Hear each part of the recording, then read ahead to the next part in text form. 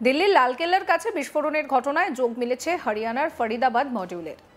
নাম জড়িয়েছে বেশ কয়েকজন ডাক্তারের। এই পরিস্থিতিতে ভারত পাক সীমান্তে এয়ারফোর্সের বিশাল প্লেন থেকে নামল কমান্ডোরা। রাজস্থানের জয়সলমেরে ভারতীয় এয়ারফোর্সের এই অপারেশন শুরু হয়ে গিয়েছে। এই অপারেশন শুরু হয়েছে 10 দিন ধরে। অপারেশন ত্রিশূলের আওতায় এয়ারফোর্সের এই মহড়ার নাম এক্সারসাইজ মরুজ্বালা। আসুন আপনাদেরকে সেই ভিডিও আগে দেখাই, দেখুন।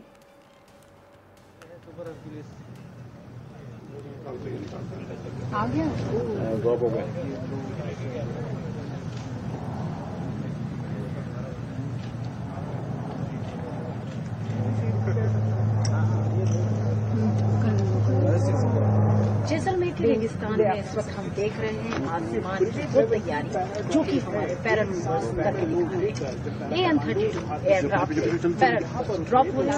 They are coming strategically to the location of the enemy with a complex mission, and we see that this is the swift action where these paratroopers exercise Marujwala we are witnessing the paradropping।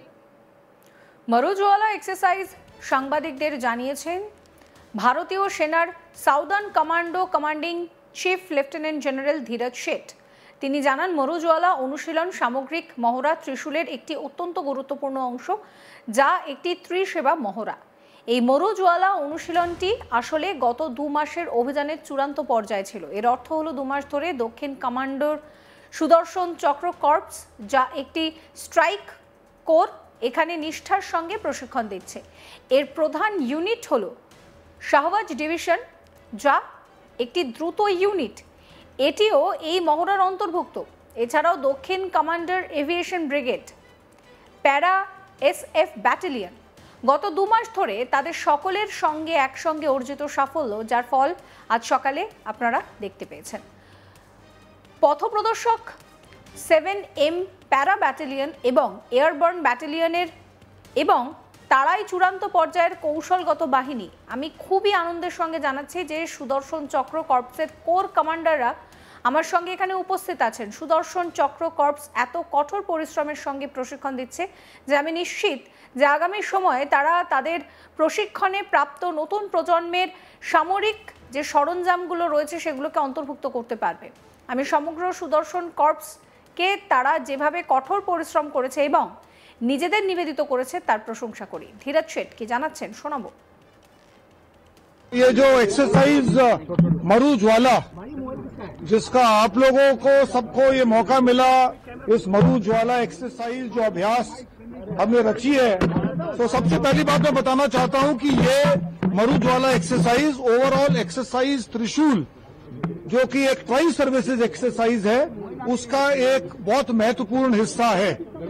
क्योंकि इस मरुज्वाला exercise actually पिछले 2 महीने की कार्रवाई का अंतिम चरण था। यानी कि 2 महीने से यहां पर सदर्न कमांड का जो सुदर्शन चक्र कोर है, जो कि स्ट्राइक कोर है, वो यहां 2 महीने से पूरी मेहनत के साथ अपनी ट्रेनिंग कर रहा है। और उसका जो मेन दस्ता है वो एक शाहबाज डिवीजन, जो एक रैपिड है, वो इसके साथ शामिल है। और इसके अलावा सदर्न कमांड का aviation brigade, EW brigade, para SF battalion, ये सब एकजुट होकर इन्होंने पिछले 2 महीने में जो कामयाबी हासिल की है, उसका जो फल वो आप सबने आज सुबह मरुज्वाला के तहत देखा। और जो अभी आप लोगों ने मेरे साथ जो खड़े हैं, ये पाथ फाइंडर्स, ये 7 पैरा बटालियन के हैं, एयरबोर्न बटालियन के पाथ फाइंडर्स हैं, जिनको आपने देखा।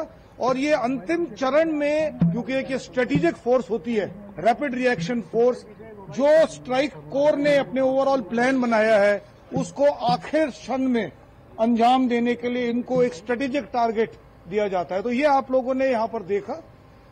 मैं सिर्फ इतना कहना चाहूंगा कि ये जो पिछले 2 महीने से जो कार्रवाई चल रही है, वो तमाम ऑल आर्म्स, यानी कि चाहे वो infantry, armoured, mechanised infantry, engineers, artillery, इनके तमाम ऑल आर्म्स दस्तों का लैंड बेस्ड मनूवर की जो ट्रेनिंग थी, उसके ऊपर फोकस था।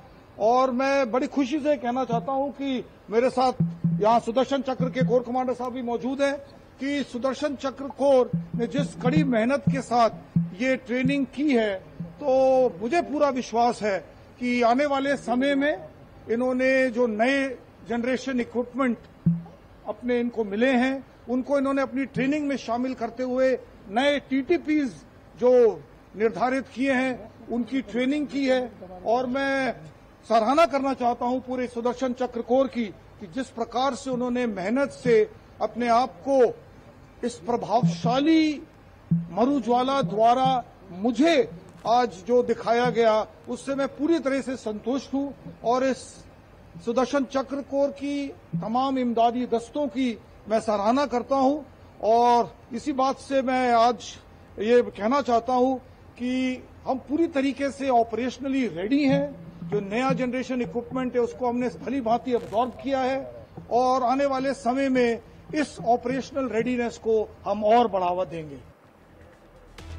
প্রসঙ্গত পাকিস্তান ভারত সীমান্তের কাছে যে সার্ক্রিক রয়েছে সেখানে ভারতের 3 বাহিনী 10 দিন ব্যাপী মহড়া শুরু করে। ভারতের 3 বাহিনীর অ্যাকশনের জন্য পাকিস্তান নিজেদের একাধিক কমান্ডো বেসে সতর্কতা জারি করে। এই অপারেশনের নাম দেওয়া হয়েছিল অপারেশন ত্রিশূল। ভারত 30 অক্টোবর থেকে 10 নভেম্বর পর্যন্ত মহড়া চালায়। তার আগে নোটাম জারি করা হয়েছিল।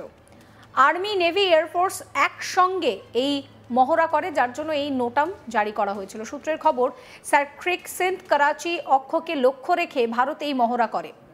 সংবাদ মাধ্যম সূত্রের খবর ভৌগোলিক দিক থেকে বিচার করলে এই এলাকা অত্যন্ত গুরুত্বপূর্ণ আর সেই কারণেই চাপে পড়ে যায় পাকিস্তান সরকার এবং সেনা। সিন্ধ ও দক্ষিণ পাঞ্জাবে সার্দান কমান্ডে এই সতর্কতা জারি করা হয়। যে কোনো পরিস্থিতি মোকাবিলার জন্য সেনাকে তৈরি থাকতে বলা হয়। শোরকোট, ভাওয়ালপুর, রহিম ইয়ার খান, ভোলারি, করাচি এয়ারবেসে সতর্কতা জারি করা হয় পাকিস্তানের তরফে। এখানেই শেষ নয়, মধ্য ও দক্ষিণ পাকিস্তানের একাধিক এয়ার ট্রাফিক রুটে বিমান চালানোর জন্য নিয়ন্ত্রণ জারি করে পাকিস্তান। আসলে পাকিরা যতই অপারেশন সিন্দুর নিয়ে মিথ্যে কথা বলুক তারা তো জানে যে ভিতরে ভিতরে তারা কতটা দগ্ধ। পাকিস্তান দেখেছিল যে কিভাবে একাধিক পাক এয়ারবেসে ভারত নিখুঁতভাবে হামলা চালিয়েছিল। এবার সার্ক্রিকের কাছে একসঙ্গে 3 বাহিনীর যৌথ মহড়া বিষয়টা যথেষ্টই চাপের হয়ে দাঁড়িয়েছিল। এই সার্ক্রিকের কাছে একেবারে রয়েছে করাচি। এই শহর পাকিস্তানের বাণিজ্যিক রাজধানী। পাকিস্তানের বাণিজ্যের প্রায় 70% হয় এই করাচি বন্দর দিয়ে। ফলে এই এলাকা কিন্তু কৌশলগতভাবে ভীষণভাবে স্পর্শকাতর। তার নাকের জগায় ভারতীয় সেনাবাহিনীর এই মহড়া কিন্তু পাকিস্তানের উদ্বেগকে বাড়িয়েছিল। করাচি বন্দরকে যে কোনো মুহূর্তে স্তব্ধ করে দেওয়ার জন্য ভারত প্রস্তুতি নিচ্ছিল বলেও পাকিস্তান মনে করে। এই সামরিক মহড়া কিন্তু পাকিস্তানকে একটা পরিষ্কার বার্তা দিয়েছে, তা হলো ভারত যদি ইচ্ছে করে তাহলে কিন্তু সংঘাতের একাধিক ফ্রন্ট খুলতে পারে। এই ভিডিও সম্পর্কে আপনাদের মতামত জানাবেন। সমস্ত খবরের আপডেটের জন্য চ্যানেলটিকে সাবস্ক্রাইব করতে ভুলবেন না।